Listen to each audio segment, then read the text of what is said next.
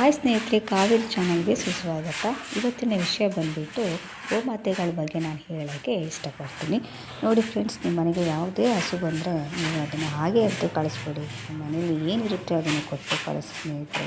ಅದು ತಿನ್ನೋ ಒಂದು ತುತ್ತು ಸಮೇತ ನಮಗೆ ಒಳ್ಳೆಯದಾಗಲಿ ಅಂತ ಅದು ಆಶೀರ್ವಾದ ಮಾಡಿಬಿಟ್ಟೆ ಅದು ಊಟ ಮಾಡುತ್ತೆ. ಈ ಒಂದು ಒಳ್ಳೆ ಸ್ವಭಾವದಿಂದನೇ ದೇವತೆಗಳೆಲ್ಲ ಈ ಹಸುಗಳ ಮೈಯಲ್ಲಿ ಸೇರಿಕೊಂಡಿರುವುದು. ಹಾಗಂತ ನಾನು ಹೇಳ್ತಿರೋ ಮಾತಲ್ಲ, ಇದು ಪೂರ್ವಿಕರು ಹೇಳಿರೋವಂಥ ಮಾತು.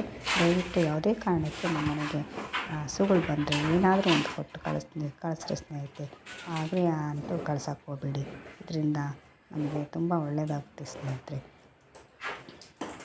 ಈ ವಿಷಯ ಬಂದುಬಿಟ್ಟು ನಿಮಗೆ ಇಷ್ಟ ಆದರೆ ದಯವಿಟ್ಟು ಸಪೋರ್ಟ್ ಮಾಡಿ, ಲೈಕ್ ಮಾಡಿ, ಸಬ್ಸ್ಕ್ರೈಬ್ ಮಾಡಿ ಸ್ನೇಹಿತರೆ. ನಮ್ಮ ಗೋಮಾತೆಗೆ ನಾವೇ ಮರ್ಯಾದೆ ಕೊಡಬೇಕು ಸ್ನೇಹಿತರೆ. ಇದರಿಂದ ನಮಗೆ ತುಂಬ ಒಳ್ಳೆಯದಾಗುತ್ತೆ. ಆ ಗೋಮಾತೆ ಆಶೀರ್ವಾದದಿಂದ ನಮಗೆ ತುಂಬ ಒಳ್ಳೆಯದಾಗುತ್ತೆ ಸ್ನೇಹಿತರೆ. ಇಷ್ಟು ಹೇಳೋಕ್ಕೆ ನಾನು ಇಷ್ಟಪಡ್ತೀನಿ.